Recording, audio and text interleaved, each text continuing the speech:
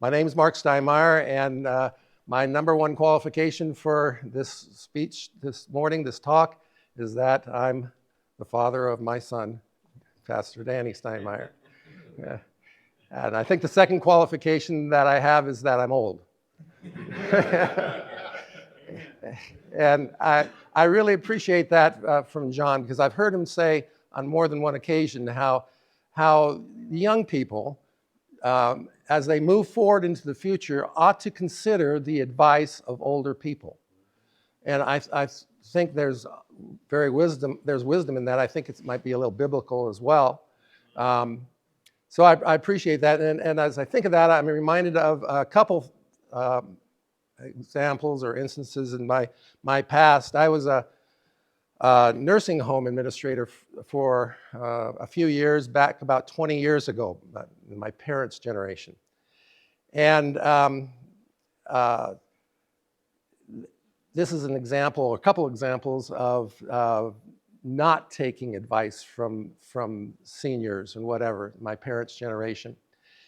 And as an administrator, I would take every opportunity I had to play the piano for the residents. They loved it, but I could not play the hymns for my parents' generation, that the residents in that nursing home, without a very strong reaction. And it surprised me almost every time that how strong the reaction is.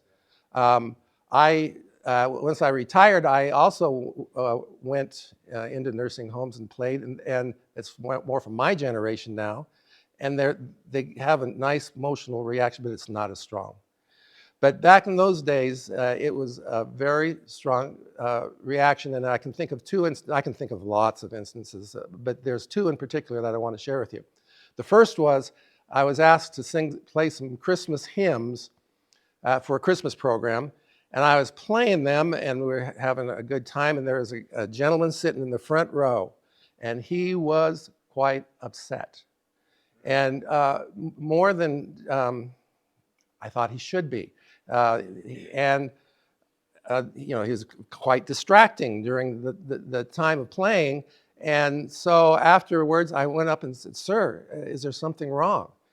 And he just lashed out at me in anger and said, "You have forgotten me." And just went on a tyrant. And I said, "Sir, I tried to play the hymns that you would like." He said, well, not you, but the church. The church has forgotten me. And that obviously had a big impact on my life. I still remember it to this day. The other incident was one night I worked late, and I don't know why I worked late, but I came there was kind of a lounge for the residents to meet with their family members. It wasn't quite as big as this room, maybe 3/4 of the size of this room, so it was a fairly large room for visiting. And I went in there, and there's a resident who I knew quite well, and his daughter was visiting him on one side of the lounge, and on the other side was this beautiful grand piano. It was a beautiful grand piano. And so I went over to the grand piano, and I sat down and started playing. And no sooner did I start playing than he got up and came over to the piano and started singing the song that I was playing. And it was beautiful. I mean, he obviously had a beautiful voice. And his daughter shortly followed after him, and she started singing in harmony. And it was the most beautiful time you could imagine. It was a beautiful singing. And pretty soon, tears started coming from her eyes, and tears started coming from his eyes. And tears started coming from we're all just bawling and crying. And it's just a beautiful scene. And we get done, and there's silence. We just stunned silence. We're looking at each other. And the resident looks at me and he goes, "We don't sing those songs anymore." And so I learned as an administrator that not my generation, but my parents' generation was very angry at my generation for what we did to them. So I come to you not just representing our church and father of Danny, but also as a representative of voices that have been silenced for already a number of years.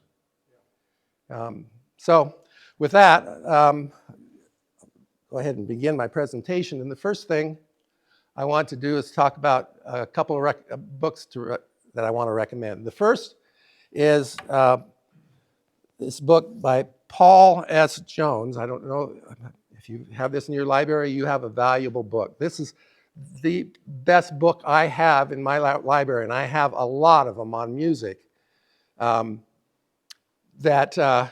It just discusses all the issues of modern songs, Christian songs, Christian hymns. It talks about the history of hymnody. It talks about certain composers. It even has a section on how to write a good hymn, and that is extremely interesting. But I highly recommend this book. And in fact, I think so highly of it that I bought several copies, and I've already given out a few copies, so I only have 2 left. But I'd like to give these to some pastor. Is there pastors in here this morning? Any pastor? Okay. Okay, there's two back there. I'm going to buy it. So Okay. It is online on Amazon if you want to buy it. And if you would read that and then pass that to your music director, because I think it's a valuable resource, and it's going to actually be the thesis of my talk this morning. Paul S. Jones, he was the music director and organist for the 10th Presbyterian Church in Philadelphia, which was John Montgomery Boyce's church. So he knows a little bit about music. And this is a quote that is from his book. Pragmatism, relativism, narcissism, and pop culture have invaded the church, subtly masked as stewardship, progressive thinking, and cultural relevance. We are generally unaware of their presence. They have taken a toll on church music and worship in the process. Much of this has come into play through the contemporary Christian music movement, which, irrespective of taste, cannot be categorically separated from the secular forces and mediocre musical ideas that inform it, no matter how Christianized the text may be. And this next one is, this judgment, and this is the thesis of my talk this morning, is not based on musical form, musical style, associative issues, or instruments alone. So we're not going to discuss any of that. That's not really relevant to our discussion. We're not going to discuss it at great length. We're going to talk about style. But nevertheless, the primary problem in CCM stems from the pop philosophy that propels and undergirds it. Okay, let me read that last paragraph again, because this is the thesis of my talk to you this morning. This judgment is not based on musical form, musical style, associative issues, or instruments alone, although those would be sufficient. We could talk about those if you wanted to, but I don't have that much interest except for we're going to talk about style. The primary problems in CCM stem from the pop philosophy that propels and undergirds it. Okay, the second book is by R.R. Reno, and it's called The Return of the Strong Gods. And I don't have any copies of this, but you can buy it online. I don't know if any of you have seen it or read it. It's a book about post-World War II consensus and the thinkers that put that consensus together. And I always, let me go back just a little bit, even talking about pop culture and Paul S. Jones. I first started writing about pop culture in the church in the year 2001. At least I can trace my writings back to 2001. And I thought, why did I get interested in that? And I can remember an article called Pop Culture in the Church, and that got me going on this subject. But since that time, I had not really heard much discussion. Really, I hadn't heard, maybe you folks are more versed than me, but I hadn't heard any real discussion on pop culture in the church until I got Paul S. Jones's book, and there it was, and my jaw dropped. Then I heard a podcast by up in Doug Wilson up in Moscow, and I thought, wow, it's 2001. Actually, I've been writing about it several instances over the years, but I just didn't think anybody was interested in this subject. And all of a sudden, in a very short time, a couple of prominent people made some pretty strong remarks about pop culture in the church. And so my interest was piqued once again. The same thing with R.R. Reno and his Return of the Strong Gods, talking about World War II and the consensus that was developed and the thinking that was promoted and promulgated into our society after World War II. And again, I had been aware, even with my research on pop culture, of the post-World War II connection. But R.R. Reno puts it in terms that I had not been aware of before in detail, and names and organizations and how it got through the schools and into our everyday life. And you may ask, well, what does this have to do with music? And it doesn't per se on the surface, but what he has to say about tradition and change is very relevant to our talk here this morning. And here's a quote from his book. At nearly every juncture during the 1950s, the dominant liberal establishment interpreted personal and social problems as flowing from one or another pathology of the closed society. As a consequence, most establishment leaders thought we should relax our cultural superego, tilting in the direction of change rather than commitment, experiment rather than tradition, and permission rather than discipline. And I don't think all of us quite realized how profound that statement is, how successful they were in their promotion of this idea. And so I think it's very relevant to our discussion this morning.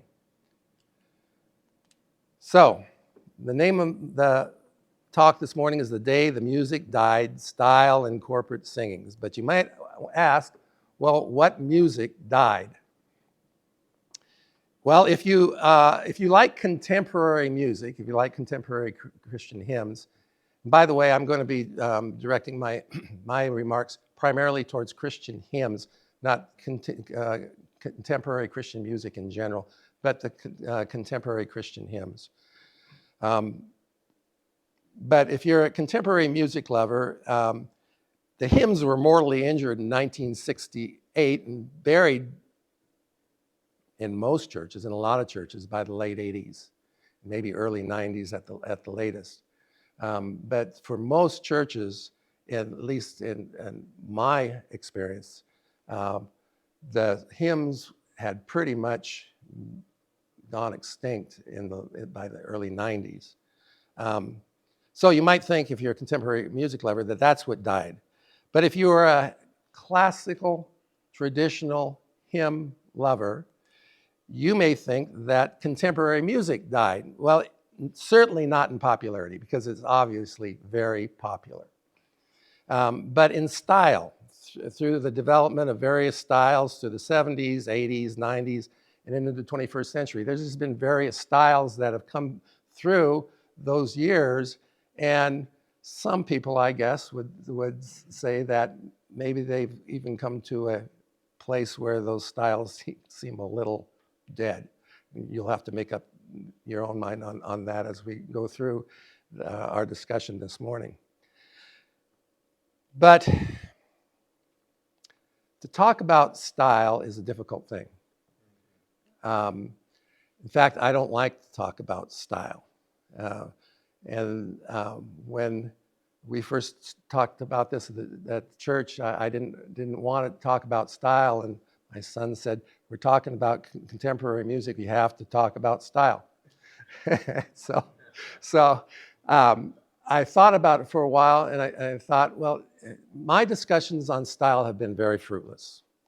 You can bring out the best expert on style that you have, um, all the technicality that you want to discuss, and the person that looks at you kind of glazed over and says, "What? But I like it, and so it must be okay." Um, and that's just kind of the environment that we live in, and it's not that it's understandable because subjective things like that are hard to grasp.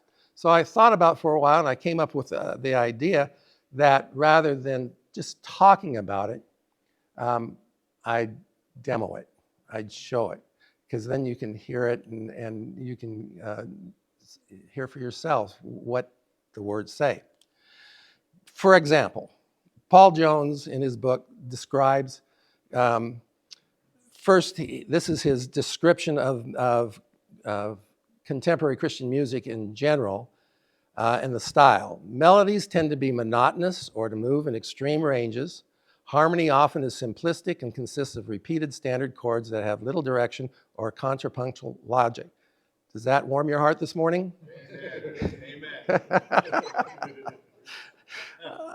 He went on to talk specifically about contemporary hymns, and this is what he said, that they exhibit trite harmony and melody and repetitive rhythms. That's from page 279 of his book. So, my take on it in words would be that the styles, the current contemporary hymns have a very monotonous melody. They have a very distinctive rhythm, or he calls it a repetitive rhythm, and that's, I think, maybe possibly more accurate. They have what I call a strange or a strained range portion. And then they end with a very short, what's the word when you resolve a resolution, a very short resolution.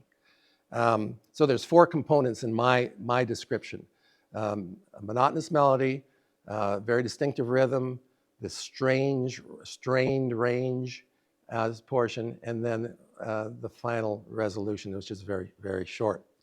So that's, I mean, obviously Paul Jones's description isn't that flattering, and mine isn't. So I wanted to get a definition of someone who is more in favor of contemporary Christian, someone who might like it. So I asked AI what it thought of the style of modern Christian music, and this is what it came back with. Melodies are simple, rhythms are straightforward. Now, I don't know what a straightforward rhythm is, but I'm not really sure what a distinctive rhythm is either, so I'm going to try to demonstrate that. I tried to ask the question in a couple different ways and came up with another answer. It was quite more complicated and technical.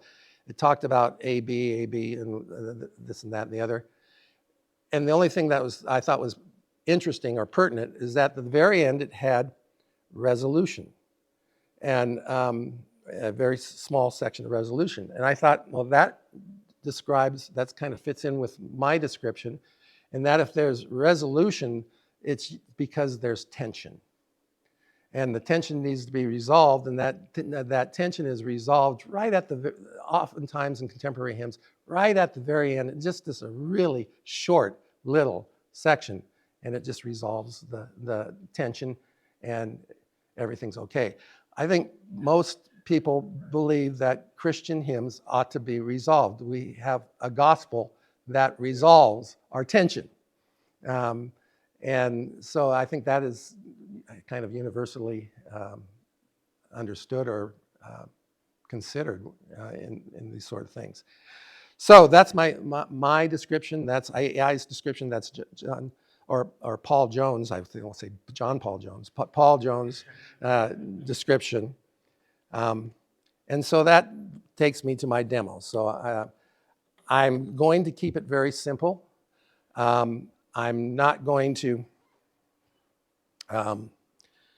get too elaborate on it at all. I'll tell you how how I went about this process.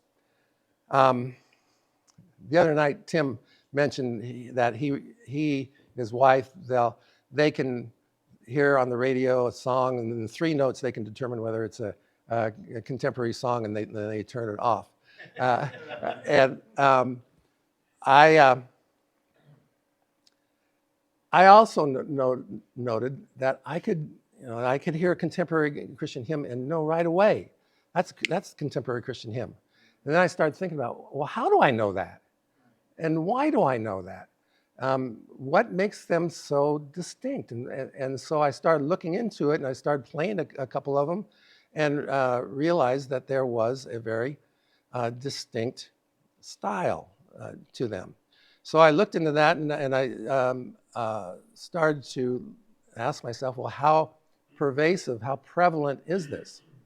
So I started at the beginning of our hymnal, not that we use in our church, but I have this hymnal. It's the Hymns of Grace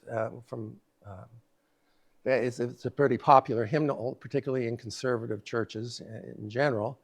So I thought it would be appropriate for our talk here. Some of you maybe use other sources, but I use that hymnal, and I started from the beginning, and I just went through and identified all of the contemporary Christian music from cover to cover, starting at page 1. And I identified those songs by just looking at the copyright at the bottom of the page, and if it was anywhere from 2001 to 2014 or 2015, I put it into contemporary Christian hymn. So I had 3 buckets. I had one bucket, does it fit this style that I just talked about?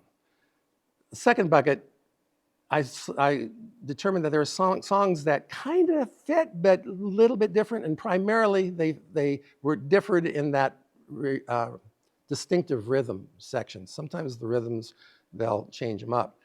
And then I have a third bucket that it just doesn't fit the style. And so I'll give you the results of my survey up front. That I identified that there was 114 I went through this 3 times to try to make sure that I had this identified fairly, at least in my mind. And so the first time I went through, I had 114. Then I found one that actually I had 113. I found one that I missed, so maybe 114. Then I found one that didn't belong in there, so it was back to 113. So it can vary plus or minus 1 or 2. But 114 contemporary Christian songs in that hymn book. Out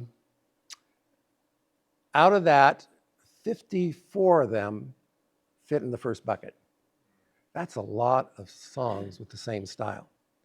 37 fit in the second bucket, and another 23 in the last bucket. And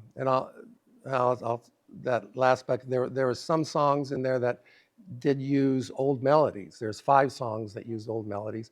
The other ones, you could still hear the style, but I'd have to say that it didn't fit in this little definition that I just gave to you. But you can still hear elements of the style through it. There's only one song out of that 114 that did not fit in contemporary Christian music, and it had a very historical, classical style. So I wonder how that song's going to do. But so that's what I found. The other day, as I think it was Monday or Tuesday, I was just going through that second bucket just to see, um, review in my own mind how they sounded. And my wife said, "What are you doing?" And I said, "I'm just going over the second bucket of songs just to see, make sure that I've analyzed these okay." She says, "Why? They sound just like the first bucket." So there is definitely a correlation between the first. So that makes about 90, 91 songs or something like that out of 114 that have a distinctively modern style. Anyway, let me start demo. Like I said, I'm going to keep this real simple and try to keep it as short as possible because I have a lot more that I want to say about pop culture. So let me just demonstrate the style very roughly, very roughly. And it's basically,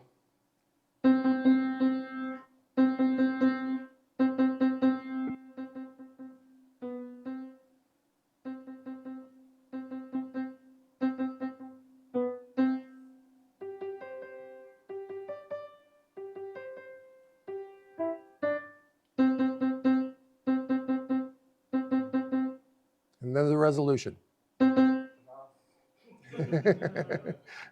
uh, and it's kind of a short resolution, and it oftentimes is written that way. I never have heard it played that way. They usually lengthen it out and end it like that or whatever. But nevertheless, oftentimes it's written with a 16th note resolution. It's kind of interesting. So that particular one, I had 4 notes. Typically, 4 notes. I don't know of any contemporary song that just has 1 note like that. There are a number of contemporary songs that have 2 notes to that. Just 2 notes. Typically, there's 2 to 3 notes played 3 to 5 times. So here's 3 notes played 5 times. Let's see.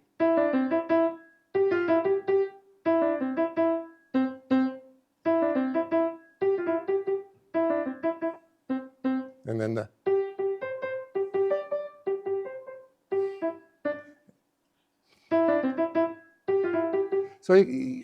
hopefully you can hear the distinctive rhythm. That's really what I'm trying to really bring out there. And of course, the very simple melody. They'll can have 2 notes to that little burst of rhythm, and up to 3 typically. Some will have 4. So anyway, you can kind of see it's a very narrow range. In fact, I said that I identified those songs by the copyright, but I'm not going to play any copyrighted music this morning for the demo. I don't want to hurt anybody's feelings. So I'm going to just use uncopyrighted songs to demo it. And I think I'm just going to play 2, and I think they really kind of bracket the picture of the style. The first song here is on the very mundane side. The second song is more on the more elaborate, intricate side. And so the contemporary Christian songs would tend to fit in between these somewhere in style. So let me just demo these for you. This first one, and by the way, these uncopyrighted songs are uncopyrighted because they're old. So the point to be made in that is that these styles aren't necessarily totally unique to contemporary songs. They can be found in some older songs. But I mean, the contemporary Christian songs use this dominantly and repeatedly over and over again. They really take this to another level.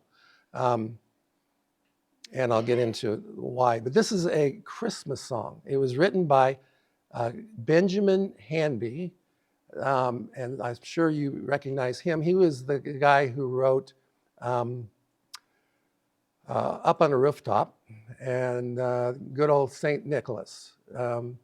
And he also wrote this hymn, and I'm not sure how it got into the hymn book, but it's there. And here's how it goes. And I'm just going to play the first part, and it really demonstrates the monotonous melody well, I think. It goes. Let's see, let me start over.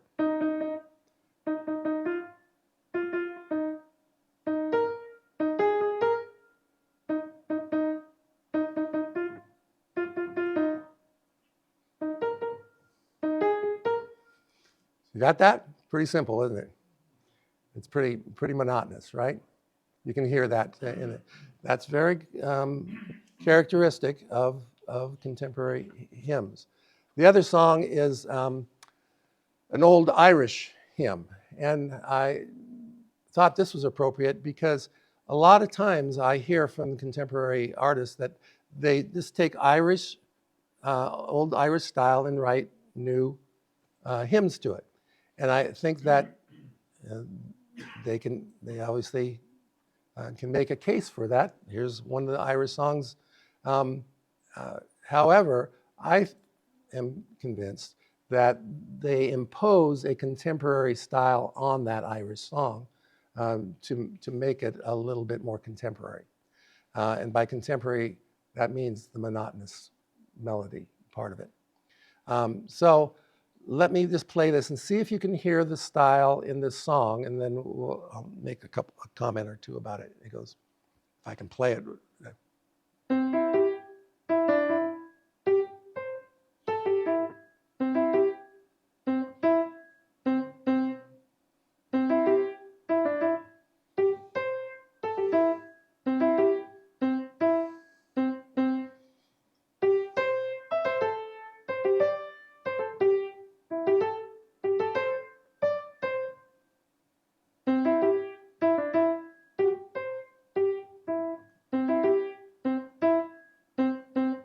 You hear the style?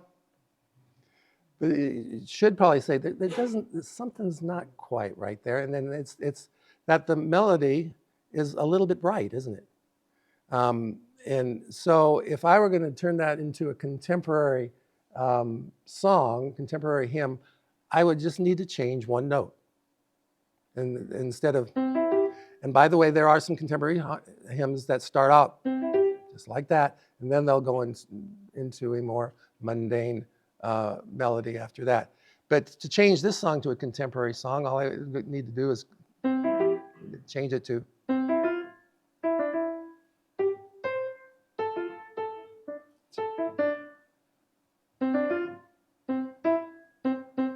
Do you hear the difference? Instead of. And that really distinguishes the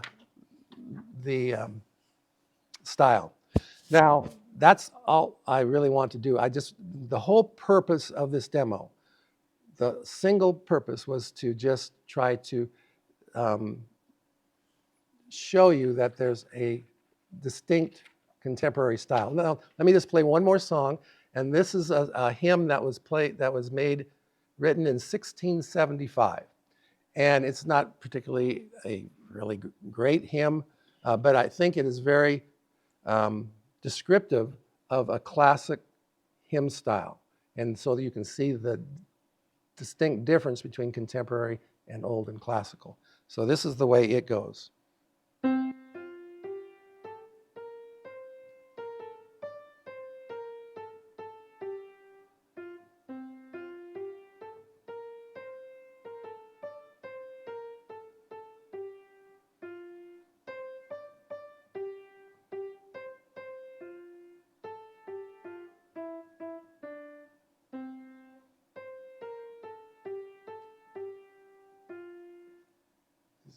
So you see, can you hear the difference? That's what I primarily want this demo, just so you can hear the style, the difference between a contemporary style and a traditional style. And you can think of other classical hymns that we've sung here. All Hail the Power of Jesus' Name. Holy, Holy, Holy.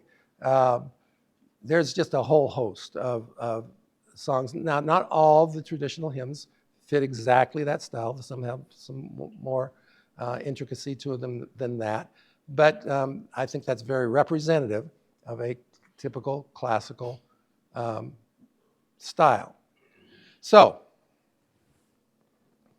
I want to make 3 observations about the contemporary style of hymns. First, that there is a clear distinction between a contemporary style and a historical style. That's the purpose of the demo, is just to show that there is a clear distinction. The second point I want to make, though, is that this distinction is intentional. It is to identify that which is new. And by the way, in pop culture, that is one of the messages of style in all pop culture, is to differentiate it from something else, particularly in the Christian hymn sense, to differentiate it from that which is old. This is new, that's old. This is popular, that's old. This is fresh, that's old. And so it's definitely meant to make a distinction, and that distinction is intentional so that people will identify it as new. The third point I want to make is that the style is not just viewed as different, it is viewed as better than previous styles. And okay, and you may say, well, how? I have 3 pieces of evidence, 3 data points to support my contention here. The style is not viewed as different, it is viewed as better than previous styles. My first data point is that its prevalence and pervasiveness. As I mentioned, there's 114 contemporary songs in the Hymns of Grace hymnal. That is a staggering number of new hymns. Let me try to put that in perspective for you. In our church, we have in our entire repertoire that we sing, we have 150 songs that we sing in our church. If you consider Christmas, Easter, and Thanksgiving, it can get up close to 200. But it's typically 150 hymns. We sing each hymn twice a year, just twice a year. If we were to introduce 114 new songs into our repertoire, it would virtually wipe out our hymnody, our classical hymn heritage. 75% of our songs would be wiped out. Now you say, well, you don't sing all 114 at one time, and that's true. But they were put into the hymnal for a reason. New hymns aren't put into a hymnal not to be sung. Old hymns might be put into a hymnal not to be sung, but not new hymnals. They're meant to be sung. And so that is a huge dump on classical Christian hymns.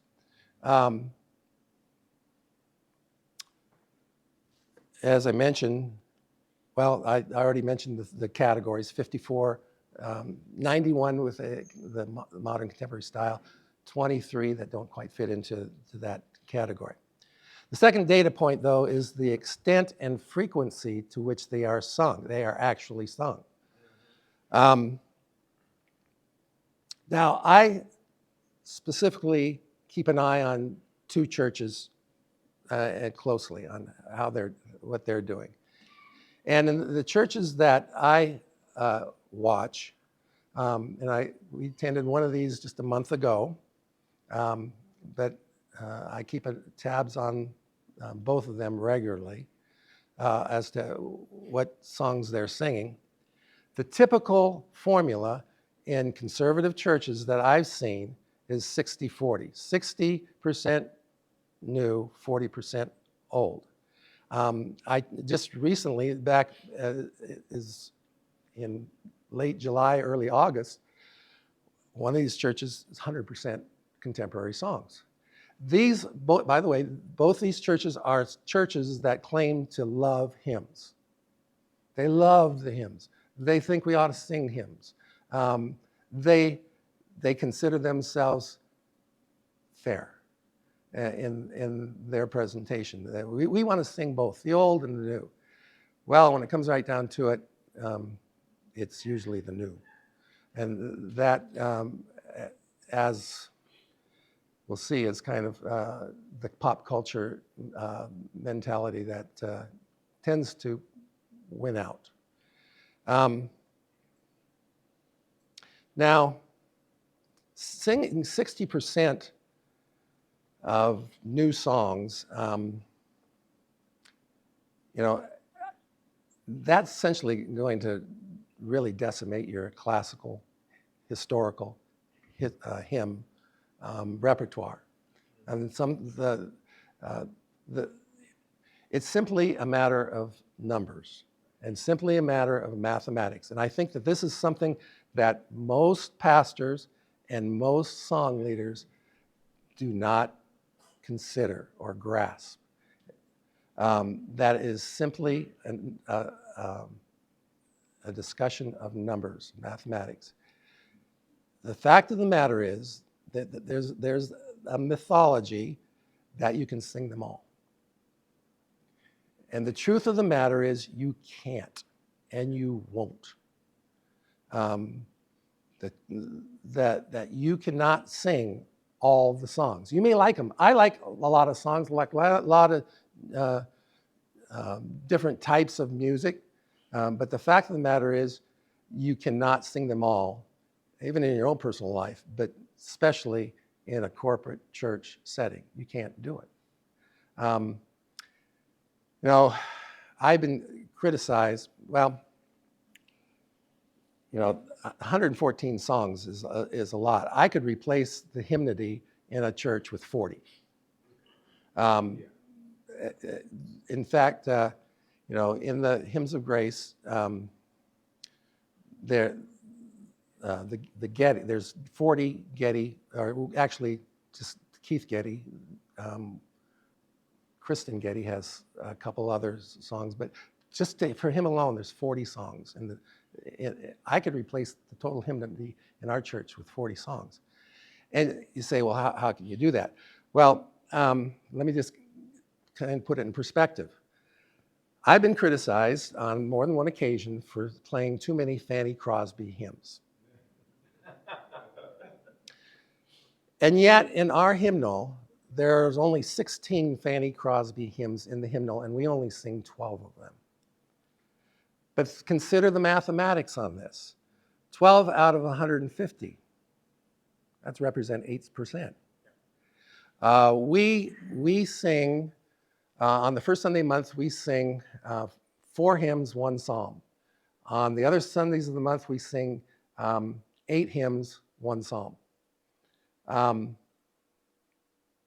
So if you do the math on that, we typically play a Fanny Crosby song maybe every 2 weeks, 3 weeks.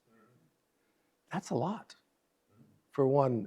That is definitely a lot for one composer. Now consider 40 popular songs that aren't played just twice a year. They're played over and over and over. There's time.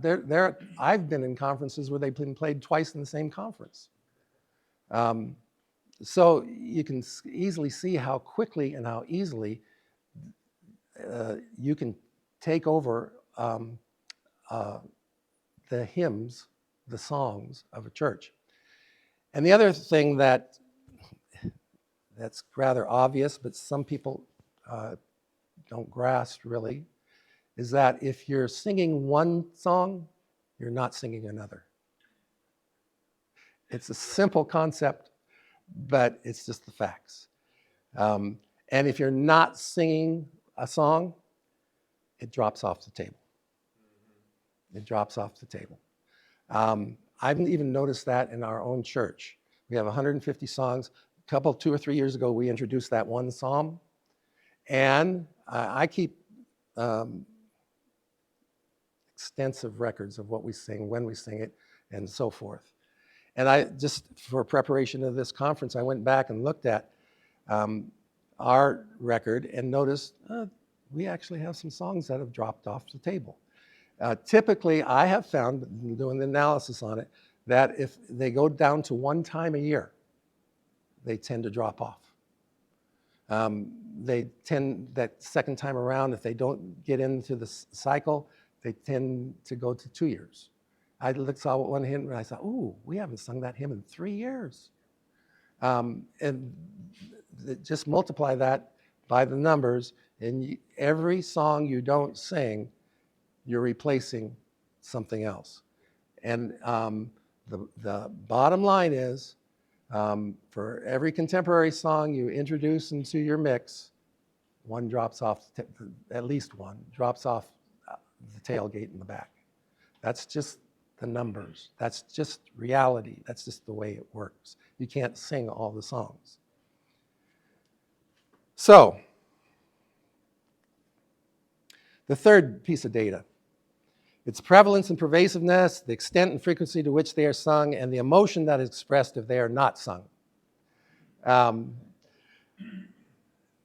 I was reminded of a guy in our church, an older guy, a gentleman about my age, he was retired, wanted to go to lunch. So we went to lunch, and I could not get seated before he said to me, so when are we going to start singing Getty songs? I said, well, I don't think I'm going to be selecting any Getty songs anytime soon. And he said, we have to. We can't succeed without singing Getty songs. He says, and I said, well, we're not going to sing them. He says, we need to sing at least one. And I said, that's not the way it works. That's not the way pop culture works. There is no such thing in pop culture as one and done.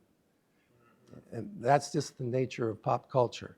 And that is one reason why so many and increasingly more contemporary songs are sung. It's the nature of pop culture, and I'm going to get into that now, I think. That's my next slide. Well, no, few parting comments about style. Okay, it mentions pop culture.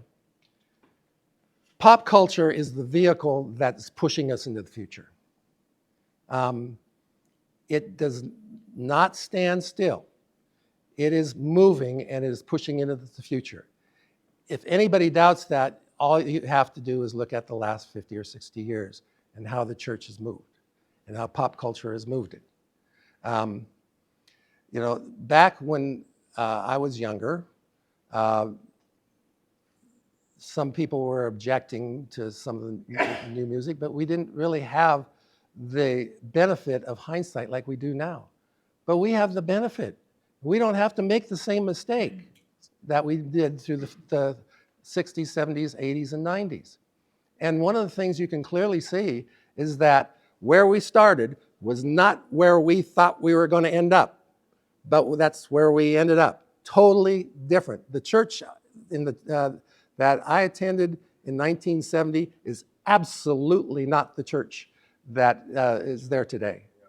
In not just the music, but in a number of other ways too. But pop culture is what's pushed it. There is no question on that. And so we need to keep that in mind.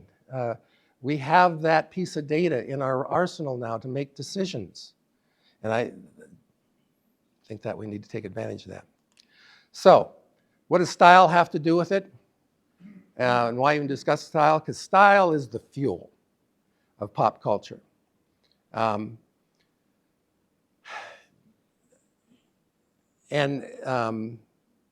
So pop culture is the vehicle that's taking us on a journey. Style is the fuel, but fuel runs out. And so another style has to come in to take its place. And at some point, that style runs out, that fuel runs out, and it's replaced by other fuel. And so you have this continual refueling of the pop culture van, or more better described, freight train. And you have this reoccurring style that keeps fueling that vehicle. Now, last comment is that I hear all the time, well, all music was new at one time.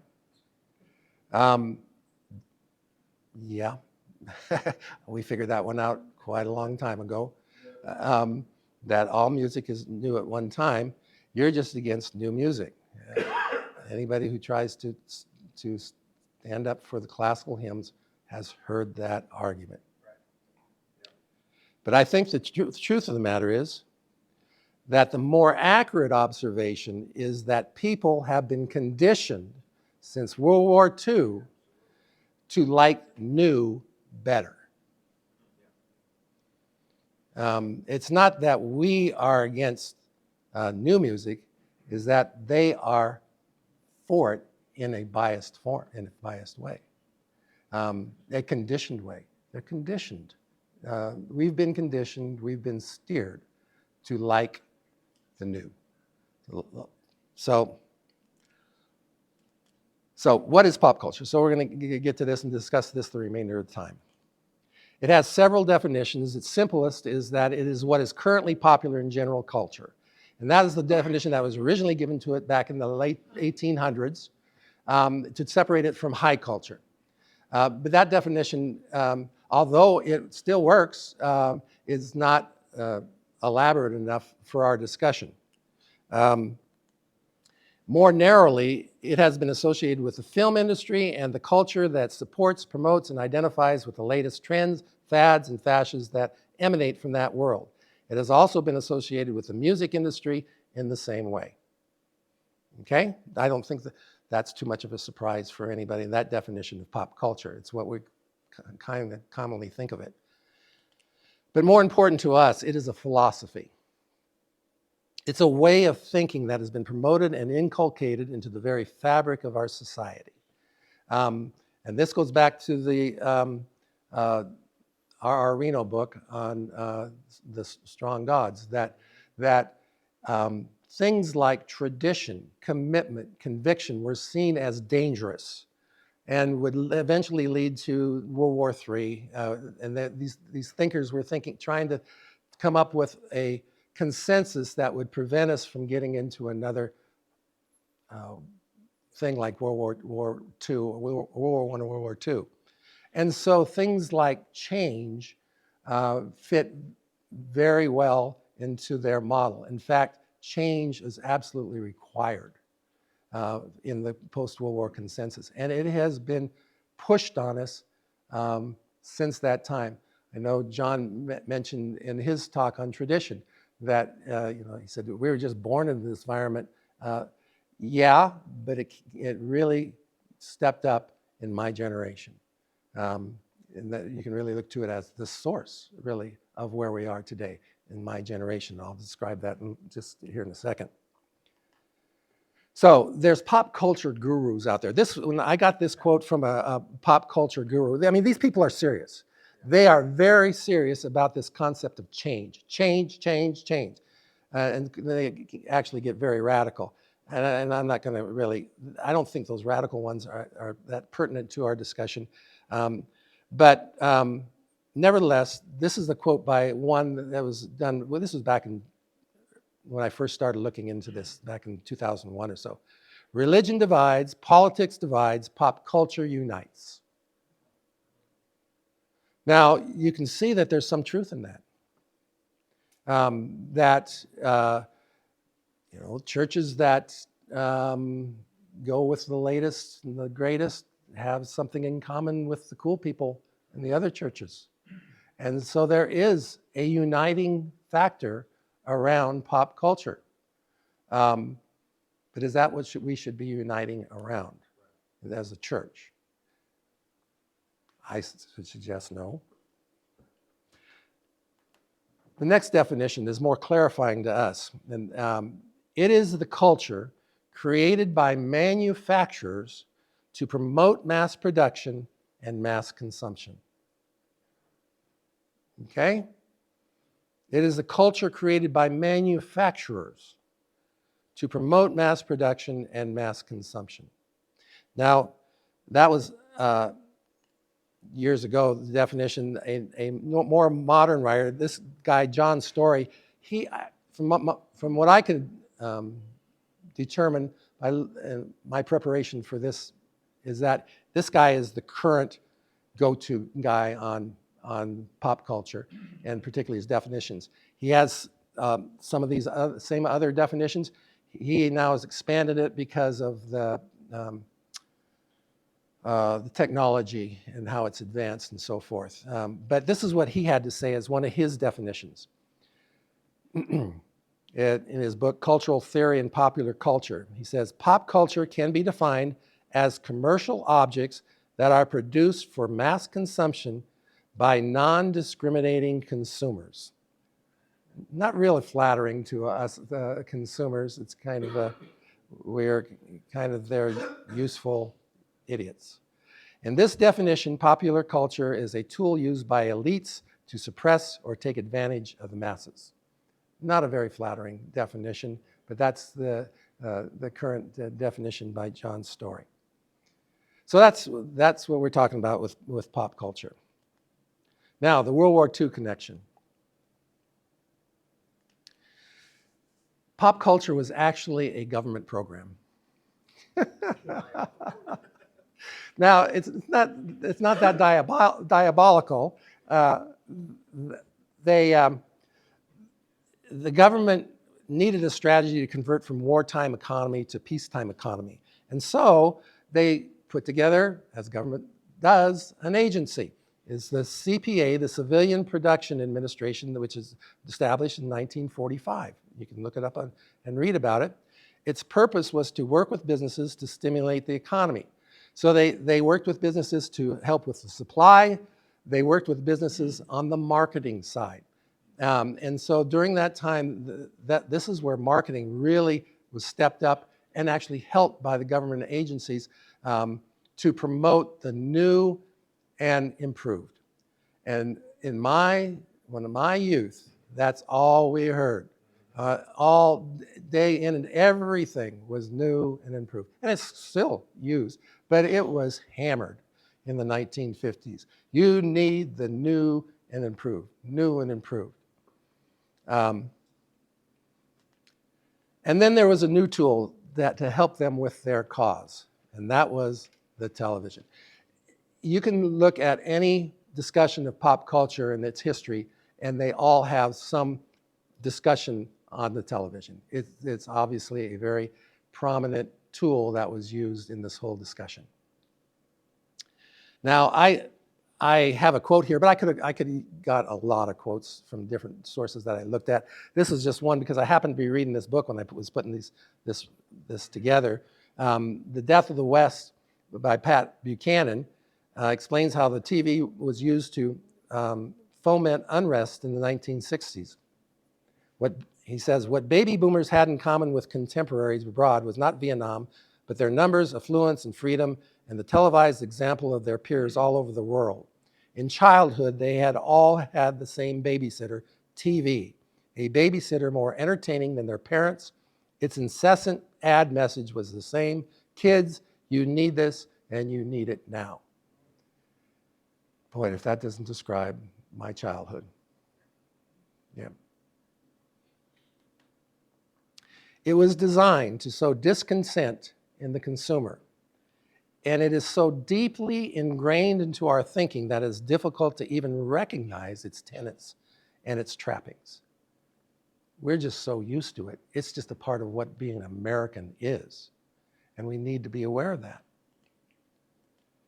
Now, the tenets of pop culture today, it loves the temporary and believes nothing is permanent. That is an important aspect of it. And traditions and permanence are not the marketer's friend. In fact, if something becomes permanent, they go out of business. And so it can't be the norm that things become permanent.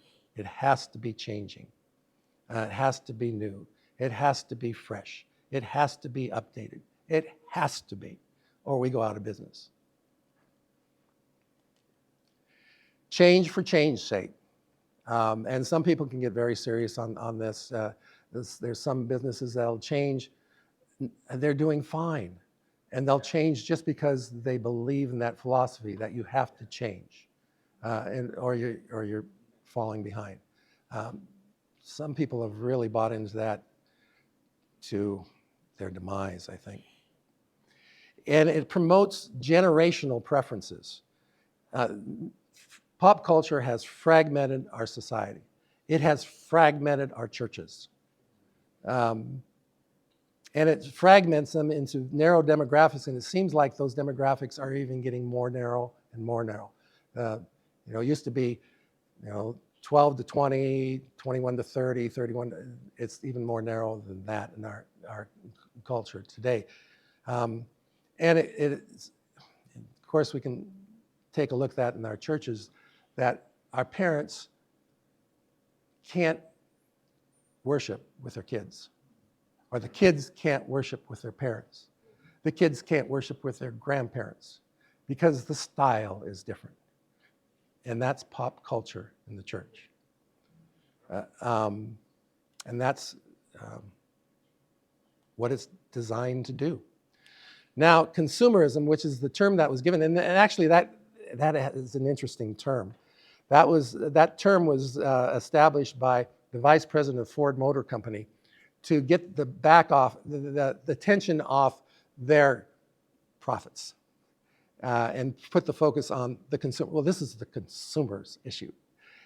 It's an interesting little study to read. But nevertheless, consumerism, as it was called, or pop culture, was resisted by the churches throughout the 50s and 60s, but by 1970, it was losing the battle. I know this for a fact, because when I was young, I used to play the guitar, and I used to be involved in the youth music in our church. And I went and asked the music director and my dad, why can't we play this music in church? And I remember the answer of both.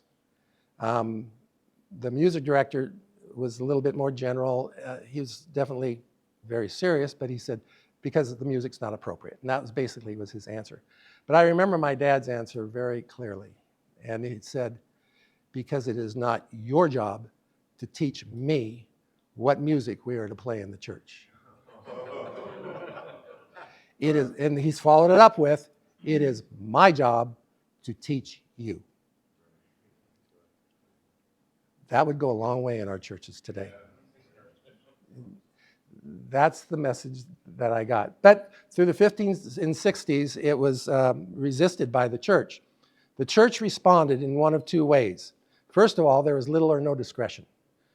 Some resisted the radical CCM at first, but embraced the toned-down version published by Maranatha Music. Remember that? So some of the older guys, the Maranatha Music, it replaced hymnody. And the interesting thing about it, and this is really a proof of my whole lecture, is how many of you still have that Maranatha Music book? How many of you play it? I have one. But that's the evidence of what I'm saying. There was such a ruckus during the time that book came out, and it was disruptive in the churches, and it was very effective in eliminating hymns from the church. And yet it's not even around anymore. No one, hardly, younger kids don't even know any songs from it. And how pervasive that was, and how important it was, how we need to do it for the kids, or we're going to lose the church, we're going to lose the next generation. We got to do it. It's gone. It's gone. A minority of churches erected high walls of resistance based on their musical analysis. It was sinful and sensual, and musicians were compromised. There's a problem with both approaches. The decisions were made solely on the merits or the style of the music. Option 1 views the merits of the music as good and pleasant to the ears, so it need not resist. Option 2 views the merits of the music as evil, and so it resists the music. And here's the punchline. If we continue to make our decisions on the merits of the music, we will always side with the pop culture because we have been conditioned to like it.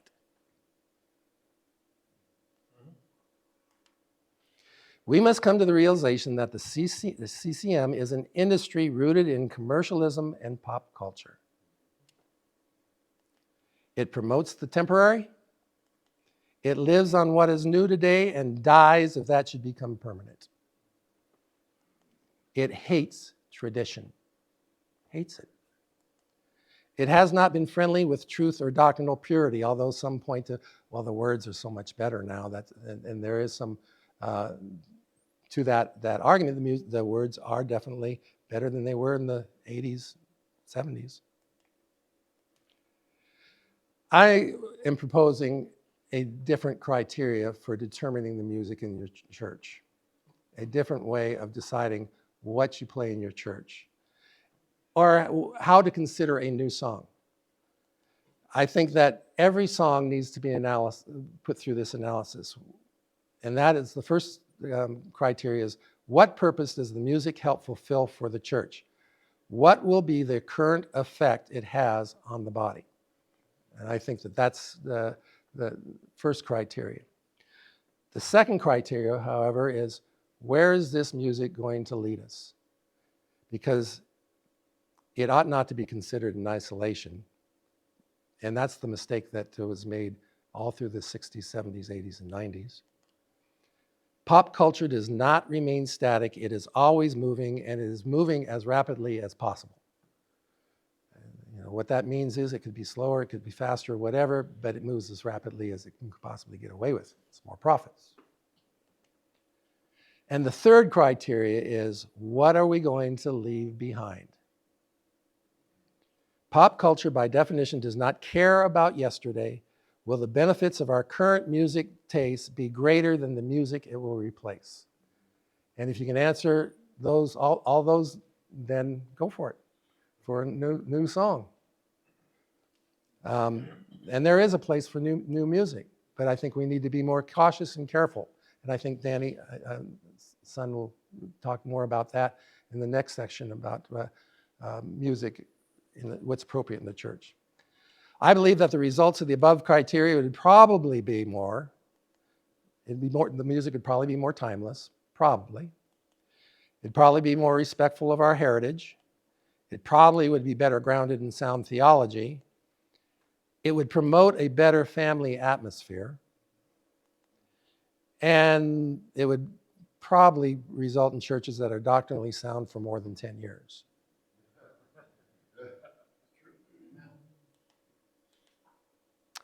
All right, so what is the alternative to floating into the future in the boat of pop culture?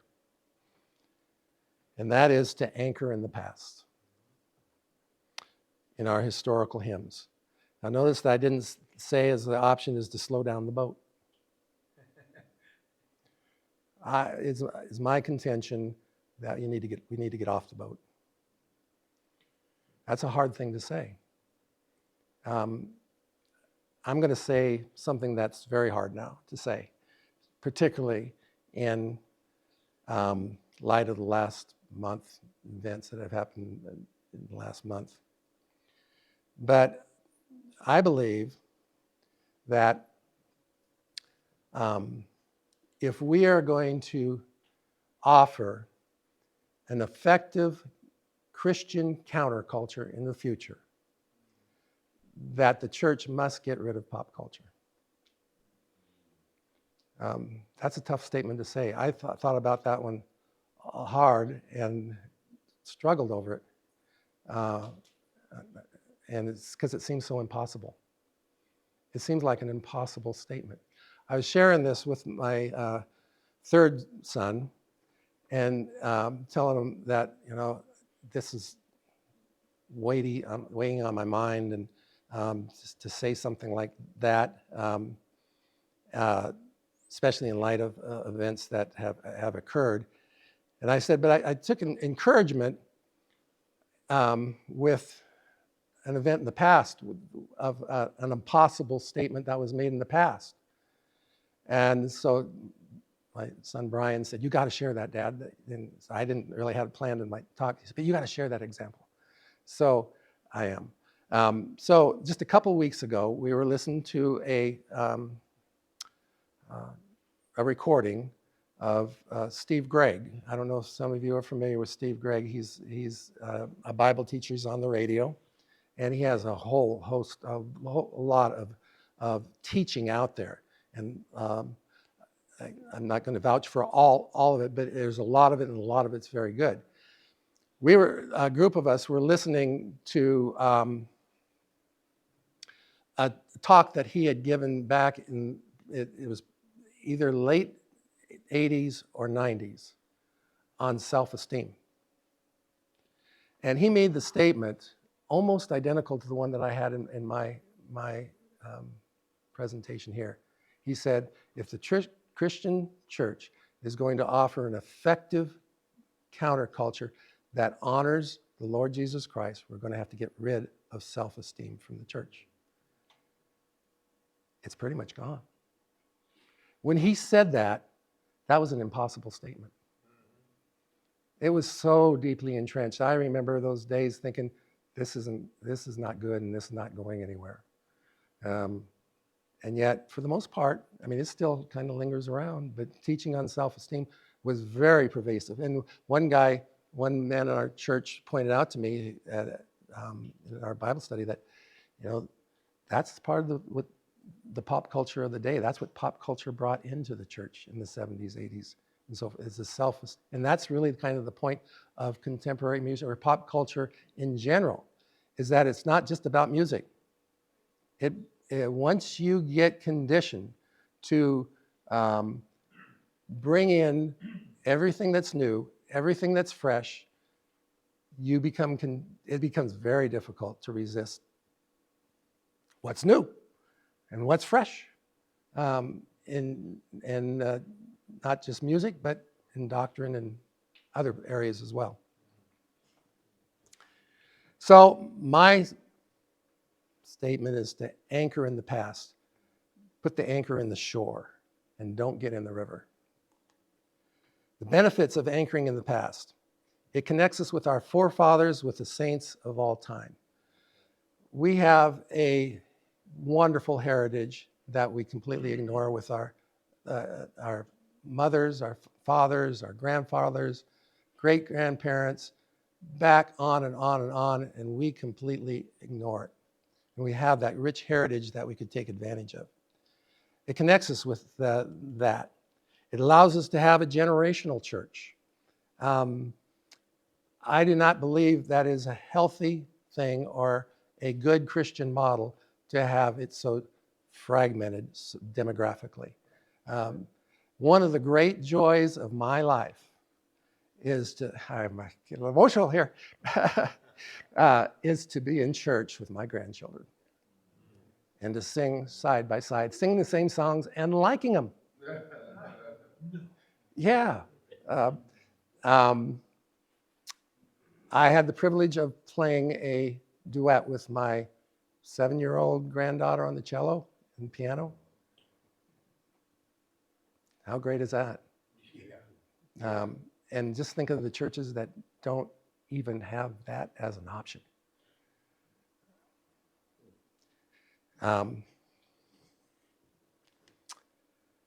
Today's songs are not going to be the songs of your children. You're just going to have to fess up with that. Things may change, but if it's anything like the last 50 years, you need to wake up. The songs we're singing today are not going to be the songs of your children. And if you teach them to reject the music of your parents, guess what they're going to do? I just came to my mind. I was a teacher in a Christian school, and it serviced a Calvary Chapel church, a big Calvary Chapel church. one that you would recognize if I told you the name. And it was kind of humorous on occasion because I would have parents come to me more than, not a lot, but frequently, complaining. And I was a science teacher. And they come to me and complain about their kids have rejected their music from Calvary Chapel. And I just kind of smile it on the inside.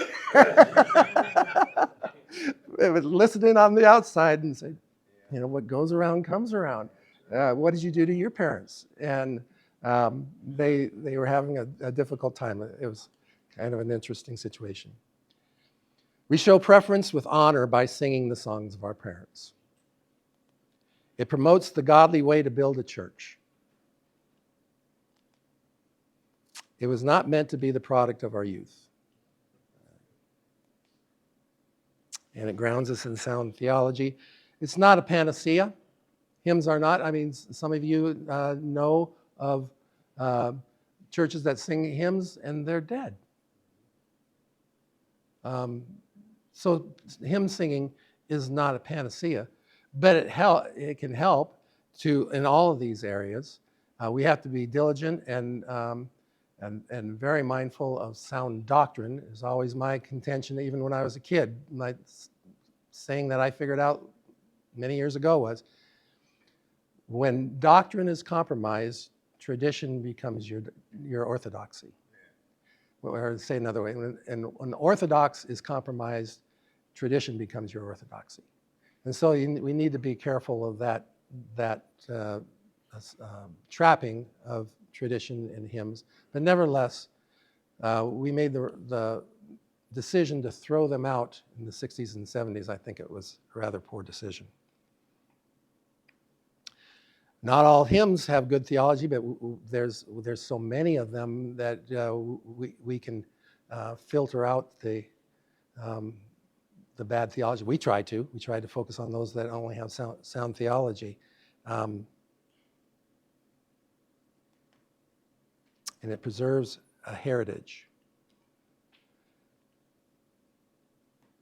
It protects us from the excess of the current culture.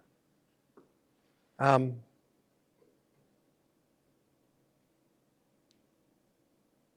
me just go on here.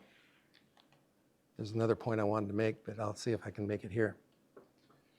What are the excesses of our current culture? It's using music as a manipulative evangelical tool to draw in the crowd so they can be preached to. It incorporates worldly methods into our church. One of the excesses of our current culture is pop culture. It prevents us, it erects a wall. Traditional hymns erect a wall between pop culture and the church. The excess of our current culture is contemporary music industry. And like I said, bad theology. I picture our hymn heritage as kind of like a deep lake. It's kind of like Crater Lake in Oregon. I mean, it is deep and it is clear and it is pure. All the dirt and junk has long since settled to the bottom. And we can go and dip from that lake and have some clear water. On the other hand, pop culture is like a rushing river. You stick your toe in it, and here's the problem. People think they can stick their toe in it and not be carried along. And fortunately, this is the really hard part about pop culture, because so many of us want to play with it. They want to say, well, we can have a little bit of it. But the experience, my experience through the last 50 years, 60 years, or whatever, is that I don't know of any church that's put their toe in and not ended up down the stream way farther than they thought that they were going to end up. They never intended to end up where they ended up. It's just the nature. So that's a hard thing to consider.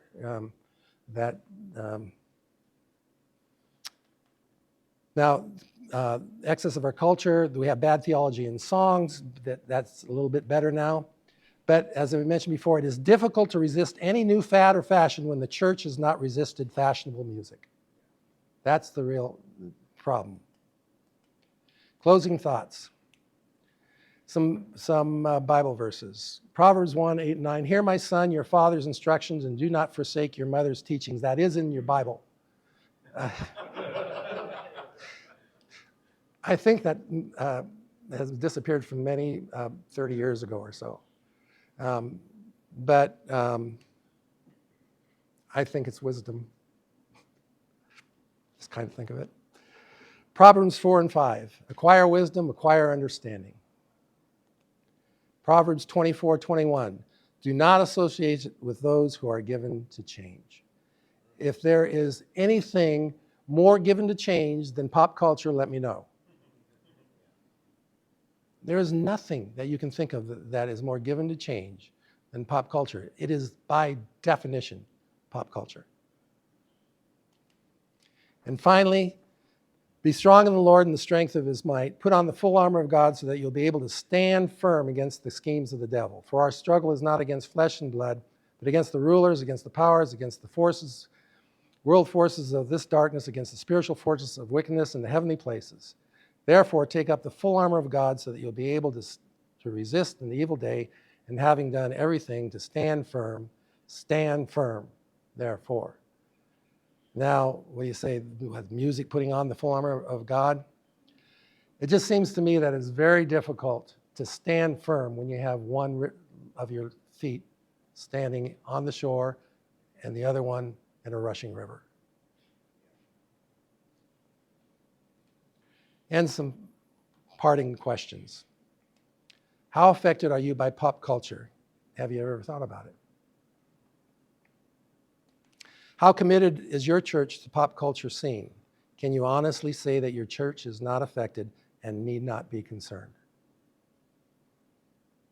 I think we all are.